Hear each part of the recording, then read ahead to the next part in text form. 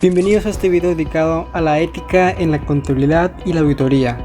Hoy exploraremos 4 secciones esenciales que son los pilares éticos de nuestra profesión.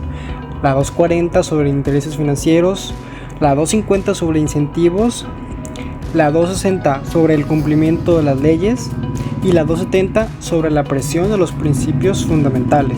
Estas normativas son fundamentales para mantener la integridad y la confianza en nuestro campo.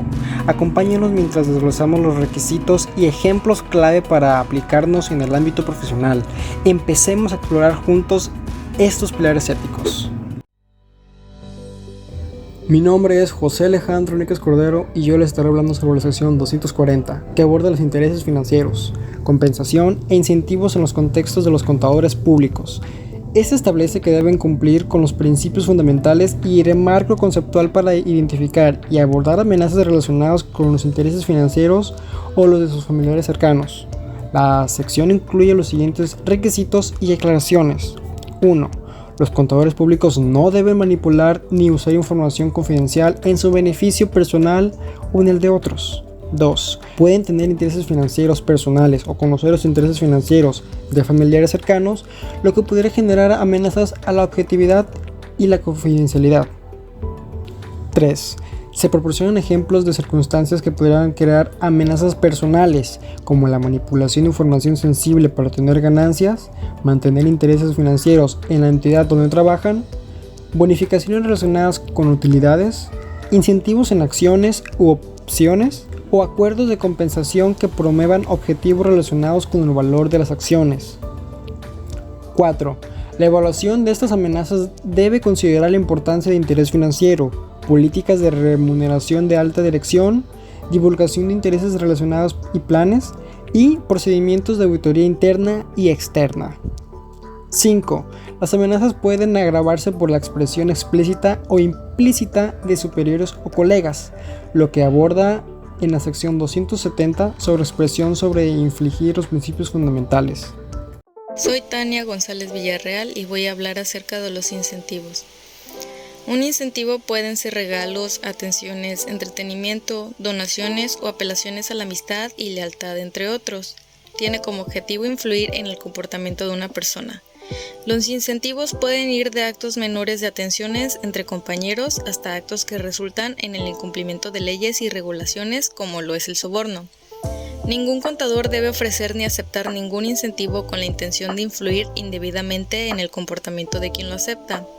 Para determinar si existe un incentivo con el fin de influir indebidamente, se consideran los siguientes factores: la naturaleza, frecuencia y valor del incentivo, momento de cuando se ofrece en relación a alguna acción o decisión en la que pueda influir, si el incentivo es una parte auxiliar de un servicio profesional, por ejemplo, ofrecer o aceptar un almuerzo en relación con una reunión de negocios, las funciones y posiciones de las personas que ofrecen o se les ofrece el incentivo, el grado de transparencia, entre otros. Tales incentivos podrían crear amenazas de interés personal, amenazas de familiaridad y amenazas de intimidación. Para eliminar cualquiera de estos casos, el contador debe rechazar o no ofrecer ningún incentivo, ser transparente o devolver el incentivo de manera inmediata en caso de aceptarlo. Buenas tardes, mi nombre es Juan Ester Amador y te voy a hablar sobre la sección 260, que habla sobre la respuesta al incumplimiento de leyes y regulaciones. Esta sección orienta al contador en la evaluación de las implicaciones y los posibles cursos de acción cuando responde al incumplimiento de las leyes y regulaciones, que generalmente tienen un efecto directo en la determinación de montos, u otras leyes que no tienen efecto directo en dicha entidad. Adentrándonos en el tema de los objetivos del contador público en relación con el incumplimiento de leyes y regulaciones, una marca distintiva de la profesión contable es la aceptación de una responsabilidad de actuar, claro, en beneficio del interés público. Asimismo, cuando ya se responde al incumplimiento o alguna sospecha del mismo, el objetivo del contador es: número 1. Cumplir con los principios de integridad y comportamiento profesional. Número 2. Alertar a la administración cuando sea adecuado. Número 3. Permitirles rectificar, remediar o mitigar las consecuencias. Número 4. Disuadir al incumplimiento cuando no ha ocurrido. Y por último, número 5, tomar otras acciones según sea apropiado en beneficio del interés público. En el caso de requerimientos y material explicativo, el incumplimiento podría resultar en multas, litigios u otras consecuencias para la entidad que podría tener un efecto significativo en sus estados financieros. También es importante destacar que dicho incumplimiento podría tener implicaciones más amplias, pues como por ejemplo de interés público en daño potencialmente sustancial a los inversionistas, a los acreedores, empleados o público en general. También pueden existir disposiciones legales o regulatorias que dejen la forma en que los contadores públicos deban tratar el incumplimiento o sospecha de incumplimiento. Estas disposiciones legales podrían diferir o ir más allá de las disposiciones de esta sección. Si se encuentra tal incumplimiento o sospecha del contador público, deberá conocer y comprender tales disposiciones y cumplir con ellas, incluyendo: número 1. Cualquier obligación de informar sobre el asunto a una autoridad apropiada. Y número 2. Cualquier prohibición de alertar a la parte involucrada. En caso de un incumplimiento o una sospecha de incumplimiento que se encuentre dentro del alcance de esta sección, se le recomienda al contador público que documente lo siguiente: el asunto, los resultados de las discusiones con su superior, con la administración y en su caso con los encargados de gobierno. Y también cómo es que su superior ha respondido a este asunto. Y por último, los cursos de acción considerados, los juicios realizados y las decisiones tomadas. Hola, buenas tardes, mi nombre es Diana Paola Muñoz Martínez y yo les vengo a compartir la sección 270.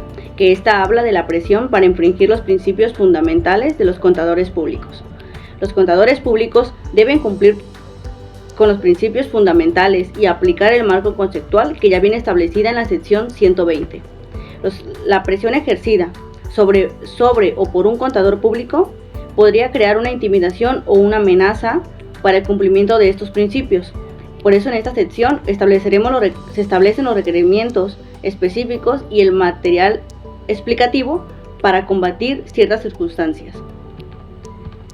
Un contador público no debe permitir que la presión de otras personas resulte una infracción a su profesión. Esto quiere decir que no permitiremos que las personas lleguen a presionarnos tanto a tal grado de influir con esta manera de resultar como un daño hacia nuestra persona. Un contador público podría enfrentar presiones creando amenazas, como por ejemplo una intimidación al emprender una actividad empresarial. Esto quiere decir, puede ser por medio de la entidad en la que trabaja o por una persona externa.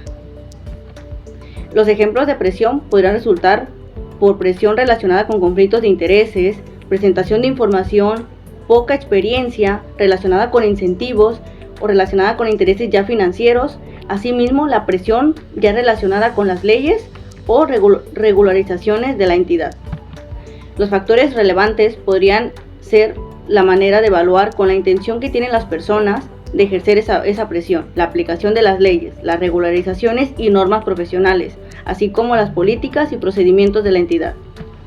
La documentación que se recomienda que el contador público lleve serían los hechos, las comunicaciones y las partes relacionadas a ese asunto, así como las acciones consideradas y el asunto que se abordó para poder aplicar los principios fundamentales.